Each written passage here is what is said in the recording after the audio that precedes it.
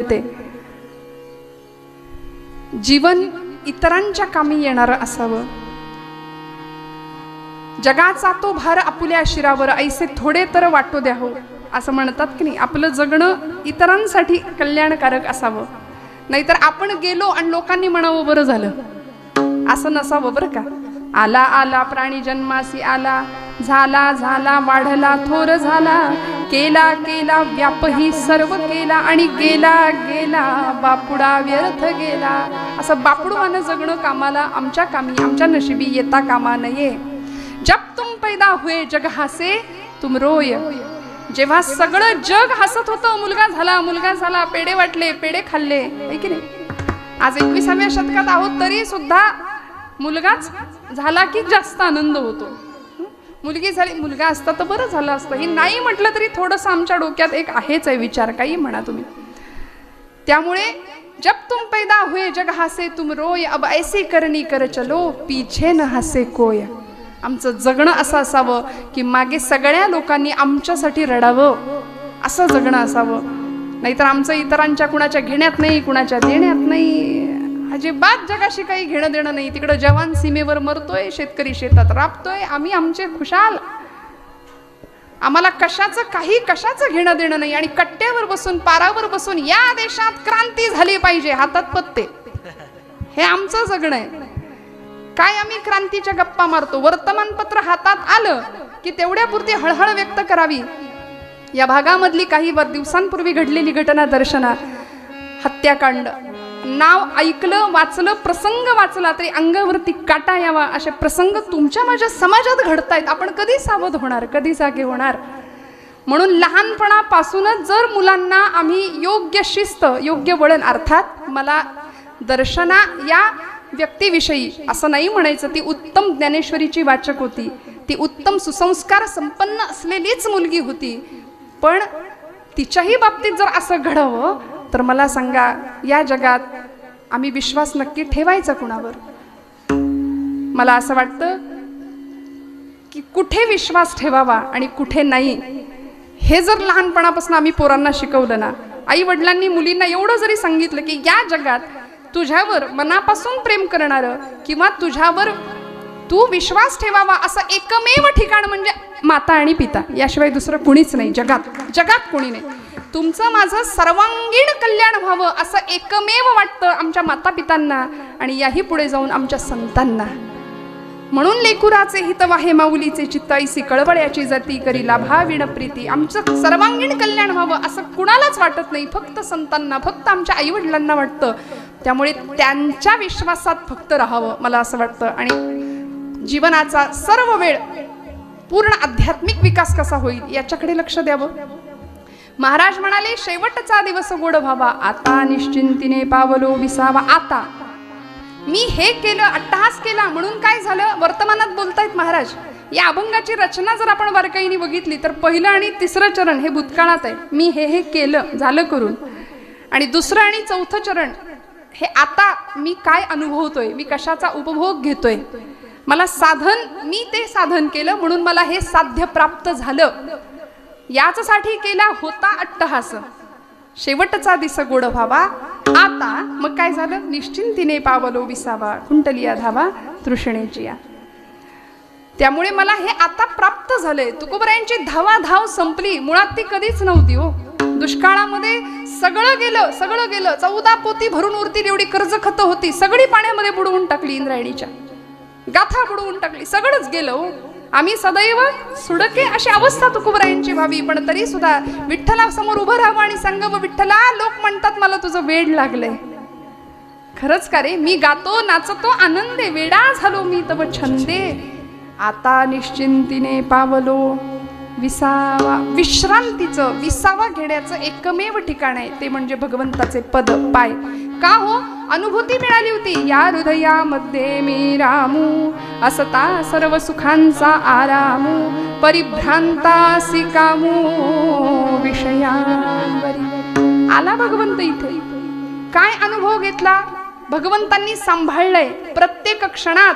शेवट गोड व्हावं म्हणजे काय, शेवटच्या क्षणाला सुद्धा भगवंत सांभाळतो. निर्वाणी गोविंद असे मागे पुढे, निर्वाणी गोविंद असे मागे पुढे, गोविंद असे मागे पुढे काहीच साकडे पडोनेही, विषय तो त्यांचा झाला नारायण, नावडे जनधन माता पिता. शेवटच्या क्षणाला भगवंत आहे, तो सांभाळणार आहे, याची ग्वाही त्यांनी दिली अनन्याश्चिंतयन्तो माम ये जनः पर्युपासते 9व्या अध्यायामध्ये. या पुढे जाऊन भगवंत म्हणतात, यदि वातादि दोषेण मद्भक्तां मां हि विस्मरेत, अहं स्मरामि तं भक्तं ददामि च परां गतिं. शेवटच्या क्षणाला जर आयुष्यभर ज्यांनी माझं नाम घेतलंय असा माझा भक्त शेवटच्या क्षणाला आधी व्याधींनी ग्रासला, मानसिक त्याला विस्मरण झालं, तर मी त्याला स्मरण करून देतो, माझं त्याला गती देतो. अहम स्मरामी, मी त्याची आठवण काढतो. भगवंत म्हणतात, अहम स्मरामी तम भक्तम ददामि च पराम गतिम. आणि आमचे कबीरदास फार सुंदर सांगतात, ओठ कंठ चले नाही जिव्हार टेनारा. उठलेलं बसवत नाही, बसलेलं उठवत नाही, अशी वेळ येते, येते की नाही? 70 ओलांडल्यानंतर याव करू त्याव करू 25 असे बोलतो, पण मग एकदा का सगळं झिजायला लागलं आणि शरीयते यत् शरीरम, शरीराची व्याख्याच आहे, जे सतत झिजतंय त्याला शरीर म्हटलंय, झिजणार आहे ना. मग अशी अवस्था येते, त्यावेळी भगवंत म्हणतात की, कबीरदास सांगतात की ज्यांनी भगवंताचं आयुष्यभर नाम घेतलंय ना, त्याची स्थिती शेवटी कशी होते? ओठ कंठ चले नाही जिव्हा रटेना राम. लांब म्हणायला लागतं, आले लांब आले लांब, लांब लांब आले आले, आले कुठनं आले कुठनं, है की नाही? जिव्हा रटेना राम, राम हमारा जप करे हम बैठे आराम, कबीरा हम बैठे आराम, कबीरा हम बैठे आराम. राम हमारा जप करे हम बैठे आराम. देव रडतो भक्तासाठी, देवाला चैन नाही पडत. भक्तासाठी भुकेलेला असलेला परमात्मा तो आमची सर्वतोपरी काळजी वाहतो, हे तुकोबरायांना माहिती आहे. म्हणून महाराज म्हणतात, मी अट्टहास केला त्यामुळे माझा शेवट गोड झाला. परिणाम काय? आता निश्चिंतीने पावलो विसावा, खुंटलिया धावा तृष्णेची. माझी तहान भागली, मी तृप्त झालो. आमची तहान भागत नाही, आम्ही तृप्त नाही, सतत धावतोय सतत धावतोय, इतकी धावाधाव आयुष्यात करतोय. समाधान नाही, सुख नाही, शांती नाही, स्वास्थ्य नाही, सगळं घरात आहे. सगळ्या सुखांचा उपभोग आम्ही घेतो, सगळं आहे. किचन सेट आहे, डायनिंग सेट आहे, सोफा सेट आहे, पण सोफ्यावर बसलेला माणूस कायम अपसेट आहे, कायम दुःखी. सगळं आहे आमच्याकडे बघा तुम्ही, पण त्याचा उपभोग आम्ही घेऊ शकत नाही. स्वास्थ्य नाही, धड कोण कुणाशी बोलायला तयार नाही. संवाद संपला, घरात 2 माणसं एकत्र एकमेकांशी बोलायला तयार नाहीत. वडीलधार माणूस घरामध्ये समोर बसले, तरुण अगदी तरुणाबाण एखादा 20-25 पोरगा समोर आहे, बाप आपल्याशी काहीतरी बोलतोय, लक्ष नाही, मोबाईलमध्ये डोकं आहे, त्याचं तोंड आहे. किती आम्ही अपमान करतो आमच्याच मातापित्यांचा, आमच्याच वडीलधाऱ्यांचा. कधी सांगावं लागेल हे सांगण्याची फार गरज आहे आता पोरांना. हातामध्ये मोबाईल आहे, वडील काहीतरी महत्वाची गोष्ट आम्हाला सांगतायत, आम्ही ऐकून न ऐकल्यासारखं करावं, मोबाईल मधलं डोकं वर नाही काढायचं आणि मग कपाळाला 100 आट्या पाडून काय आहे असं विचारायचं. मग बोलायची इच्छा होईल समोरच्या माणसाची, कसा संवाद होईल घराघरामध्ये, कशी नाती फुलतील आमची, कसं आमचं घर आनंदाने पंढरीत गोकुळाचं सुख घरामध्ये निर्माण होईल. मला सांगा, एकाचं तोंड इकडं एकाचं तोंड तिकडे, जेवायला आम्ही एकत्र बसत नाही, टीव्ही समोर असतो. आता तर उभ्यानी जेवायची पद्धत आहे, आम्ही सोफिस्टिकेटेड झालो. पूर्वीच्या काळी लोक वाढणारी माणसं वाकून आग्रह करून वाढायची, बसणारी लोक छान पंक्तीला बसायची. घ्या लाडू घ्या, हां बुंदी घ्या, आग्रह असायचा. आता या तुमचं तुम्ही खा, माझा विरोध नाही बरं. आता हे काळानुसार चाललंय, पण एक गंमत होती. लोकांनी हा काळ अनुभवलाय बरं का, जुन्या लोकांनी हा काळ अनुभवलाय. नात्यांमधला ओलावा, प्रेम, जिव्हाळा, स्नेह हे जुन्या मंडळींनी अनुभवलंय. आणि वाईट वाटतं की ही जुनी पिढी आता हळूहळू बघा ना, काका गेले, त्यांच्या पुण्यस्मरणानिमित्त आपण आता कीर्तन करतोय. जुनी पिढी हळूहळू आमच्यातून निघून जाते. मग आता नव्या पिढीने बघायचं कुणाकडे? सगळा अंधार आहे. तुमच्या माझ्या लेकरांच्या भविष्यामध्ये येत्या काळात सगळा अंधार आहे. लक्षात ठेवा, आम्हाला जागं व्हावं लागेल. येथ वडील जे जे करीती तया नाम धर्म ठेवीती. आम्ही स्वतः धर्माचरण नाही केलं तर आमच्या पोरांनी कुणाकडे बघायचं आणि कसं आचरण करायचं हे त्यांचं त्यांना माहिती. त्यामुळे तुकोबरायांसारखे संत आम्हाला आईच्या कळवळ्याने सांगतात की जीवनामध्ये काय केल्याने काय मिळेल, साध्य काय ठेवायचं, साधन कशाचं करायचं, कशाचा अट्टहास केला. अभंगाचं 3. कवतुक वाटे झाली या वेचाचे. बरोबर आहे, आता नका हलू. नाम मंगळाचे तेणे गुणे आता निश्चिंतीने पावलो विसावा, खुंटलिया धावा तृष्णेचिया. महाराज म्हणाले माझंच मला कौतुक वाटतंय. का? कारण माझ्या जीवनाचा वेच झाला. आम्ही कधी आमच्या जीवनाचा वेच केलाय का? आमच्या जीवनाचं सार्थक व्हावं याकरता काही वेगळे प्रयत्न केलेत का? अरिस्टॉटल नावाचा तत्ववेत्ता म्हणाला, change is the only constant thing. या जगामध्ये, जीवनामध्ये बदल ही एकमेव अशी गोष्ट आहे की ती जी स्थिर आहे. परिवर्तन हा जगाचा नियम आहे, परिवर्तन हा संसाराचा नियम आहे. संसरती इति संसार, हा अखंड सरकतोय, परिवर्तन आहे. मग या परिवर्तनामध्ये हे सगळं घडत असताना आम्ही आमच्या जीवनाचा वेच करण्याचा कधी प्रयत्न केलाय का? तर आमच्याकडे उत्तर नाही असं आहे बहुतेक. हो ना? नाहीये, कधीच नाही. आई मुलाला सांगते, बाळा सहलीला चाललायस, डबा देते भरून. संतांनी सुद्धा आम्हाला शिदोरी दिली आहे, गाथेची, ज्ञानेश्वरीची, दासबोधाची, भागवताची. ही शिदोरी आम्ही जवळ बाळगली पाहिजे, अगदी वयाच्या 5व्या वर्षापासून, 3ऱ्या वर्षापासून मी म्हणेन. जसं सहलीला जाणाऱ्या पोराला आई डबा भरून देते, ऐकताय ना सगळे? लक्षपूर्वक ऐका. आई बाळाला डबा भरून देते आणि सांगते किती पोळ्या देऊ डब्यात. तो मुलगा म्हणतो 1 दिवसाचं ट्रेकिंग आहे, जाऊन माघारी यायचंय. रोज मी 4 चपात्या खातो, आज मला 6 पोळ्या दे डब्यात भरून.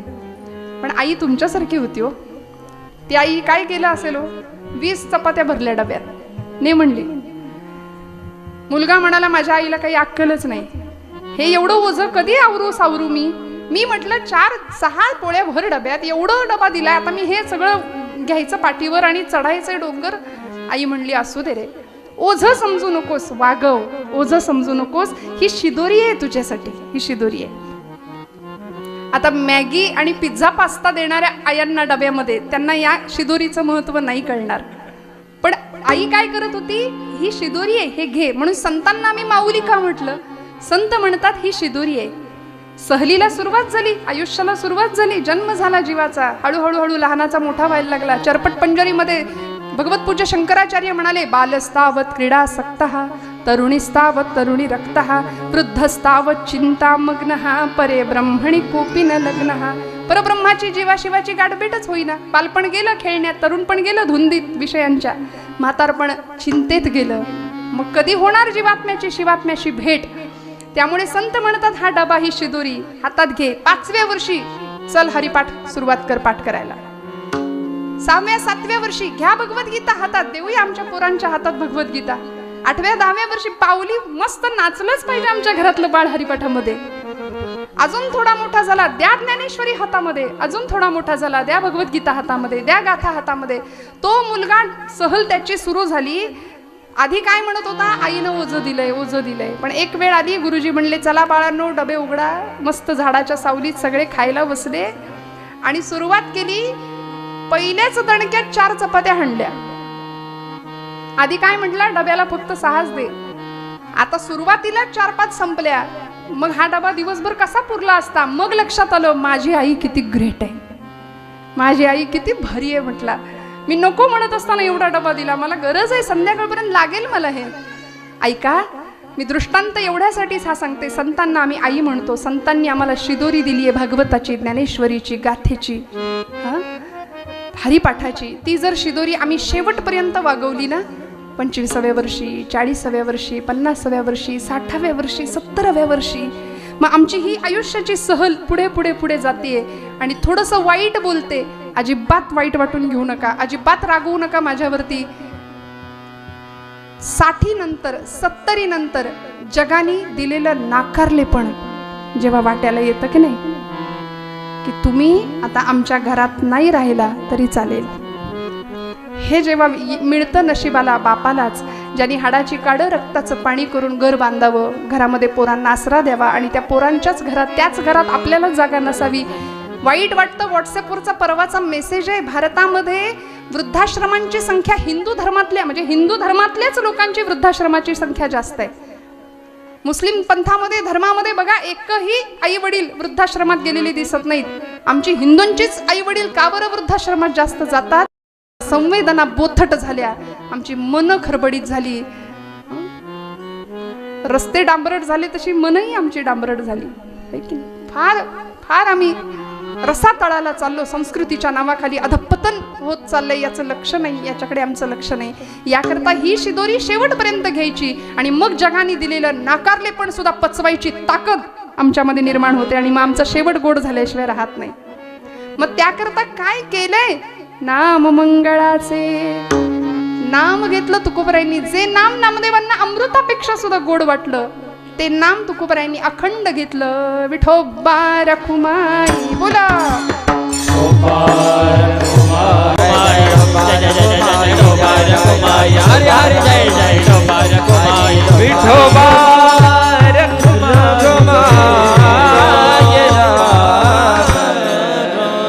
याचसाठी केला होता अट्टहास शेवटचा दिस गोड भावा. आता निश्चिंतीने पावलो विसावा कुंटलिया धावा तृष्णेचिया.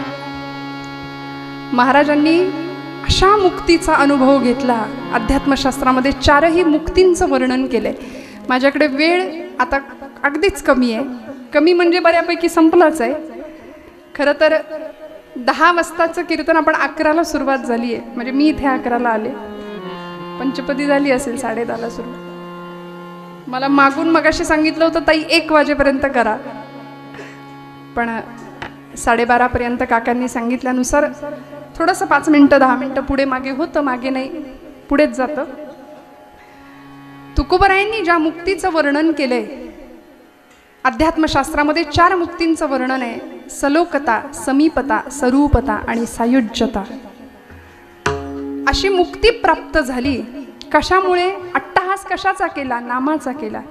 मी नाम घेतलं, अखंड नाम घेतलं. ज्या भगवंताचं रूप इतकं सुंदर आहे, ज्या भगवंताचं नाम इतकं सुंदर आहे, त्याचे गुण माझ्यामध्ये यायला सुरुवात झाली.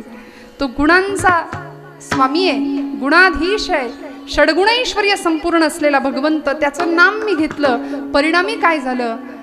मला मुक्ती प्राप्त झाली.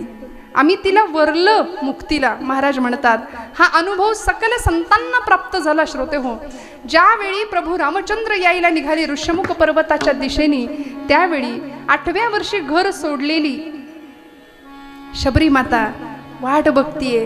किती वाट बघावी, किती प्रतीक्षा करावी, किती वाट बघावी. भगवंता या. माझ्या गुरुदेवांनी मला सांगितलंय आपण येणार आहे, आपण येणार आहे. मी थांबलीये बरं. माझे गुरुदेव मला म्हणाले, शबरी लोक देवाकडे जातात पण दैवत तुझ्याकडे चालत येईल, लक्षात ठेव. भगवंत सांभाळतो, भगवंत येतो, यावर माझा विश्वास आहे.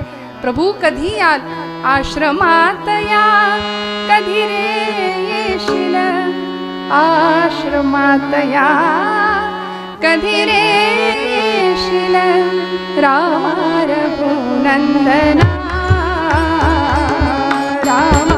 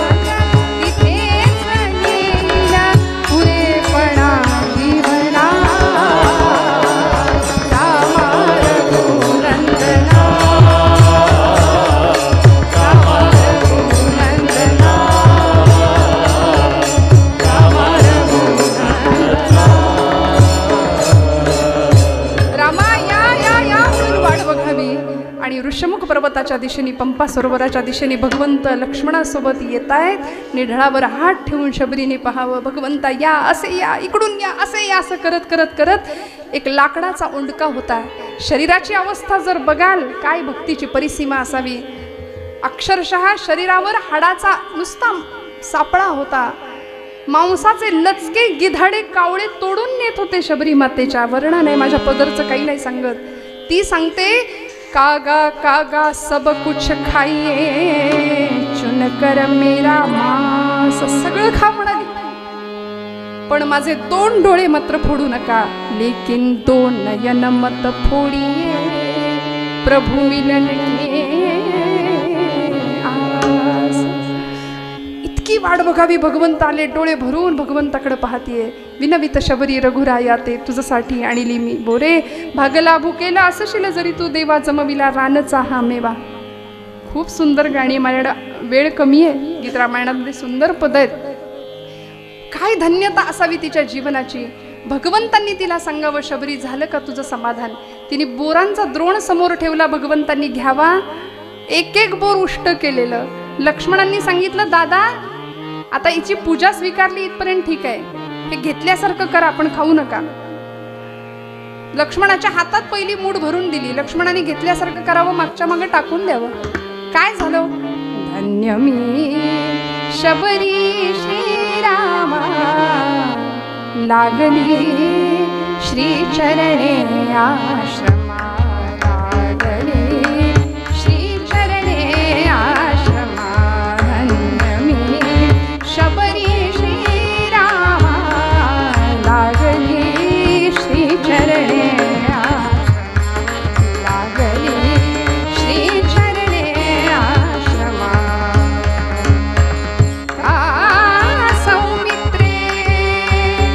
लक्ष्मणाने बघावं. शबरी विचारते, अरे शंकित नजरेने बघू नको, की बोरस साधी सुधी नाहीये का. सौमित्रे शंकित दृष्टी अभिमंत्रित हीन भेद उष्टी. या वदनी तर नित्यनाद तो. या वदनी तर नित्यनाद तो. वेदांचा मधुरी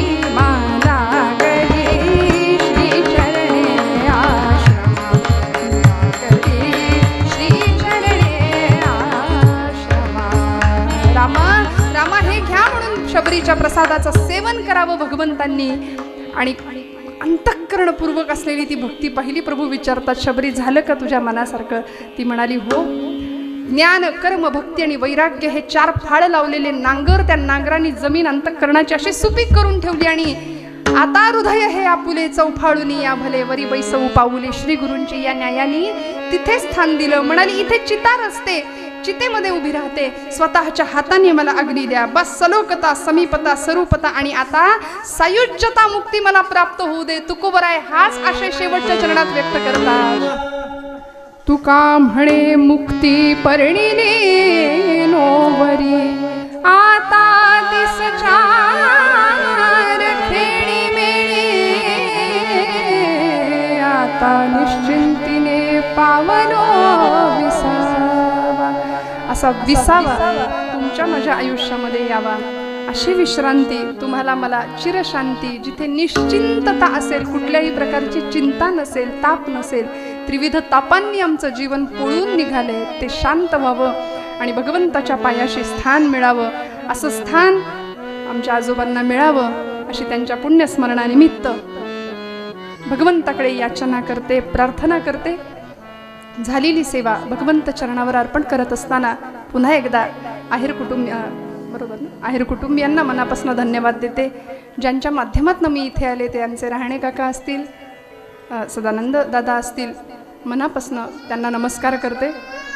आपण सर्व लोणी ग्रामस्थवासीय आदरणीय मंडलिक बुवांच्या या मार्गदर्शनाखाली चालू असलेला हा सगळा आश्रम, हे सगळं पवित्र भव्य दिव्य असलेलं स्थान. आणि मगाशी नाना म्हणतात ना, नानांनी त्यांचाही परिचय मला करून दिला. मनापासून त्यांचा अधिकार, आपण सर्वच अधिकारी गुणीजन मंडळी आहात. आज मला आनंदाची गोष्ट अशी आहे की माझी अत्यंत सुंदर जीवाभावाची मैत्रीण मला या गावामध्ये भेटली.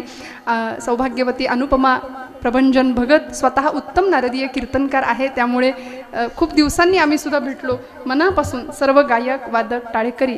आणि आज जसं मला आयुष्यातही नेहमी साथ आहे, तशी कीर्तनातही ज्यांची साथ या माध्यमातून मिळते असे माझे यजमान स्वतः उत्तम कीर्तनकार आहेत आणि अनेक नामवंत कीर्तनकारांना हार्मोनियमची साथ करतात. मनापासून आमच्या दोघांच्या पाठीवर सगळ्यांचे आशीर्वाद मागते. आमचे शूटिंग दादा मनापासून त्यांना नमस्कार, साऊंड दादांना नमस्कार करते. आणि झालेली सेवा बोलत असताना काही वेडवाकडं गेलं असेल तर मोठ्या अंतःकरणाने क्षमा मागते.